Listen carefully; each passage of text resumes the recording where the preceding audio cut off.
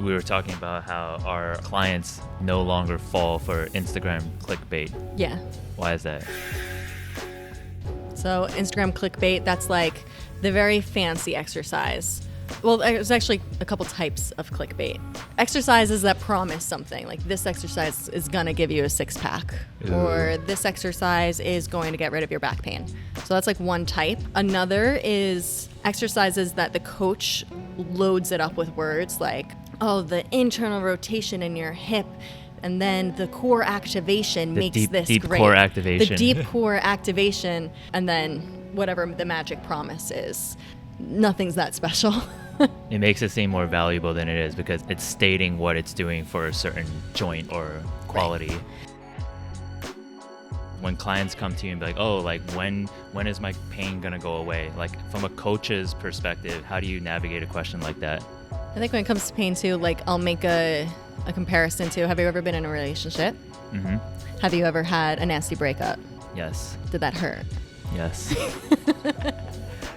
So afterwards, though, did you learn something about yourself?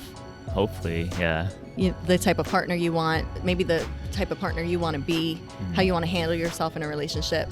Pain in the physical context is no different than what it is for your social health. So the relationship's a social health example. In your physical body, you might go through something, but then pain's the teacher. What kind of self-awareness can you develop because you experienced that pain? And then now you grow from it, but you wouldn't have had that growth unless you went through the thing. And then in that sense, then someone who's never had pain or who's always trained in such a safe way that, or lived in a bubble that they never got to experience pain, they're really not growing.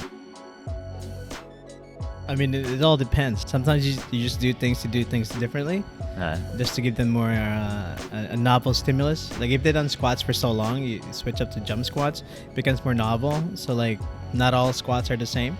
You could even do like, split squats. Doing the exercise that hit the muscle, but you do them differently. That way you load it differently in the joint, and also the muscle contraction is different.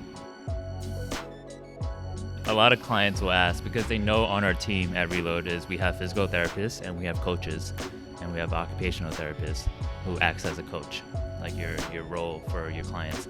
And they're like, oh, what's the difference between working with one of your coaches and working with one of your physical therapists? And what would you say is the biggest difference that is the differentiator between like a client working with you and a client working with me? When someone goes to physical therapy, the physical therapist is really working on their beliefs around pain and beliefs around their injury and just the state that they're in while they're in pain. Meanwhile, when someone works with a trainer, we're working on their training beliefs.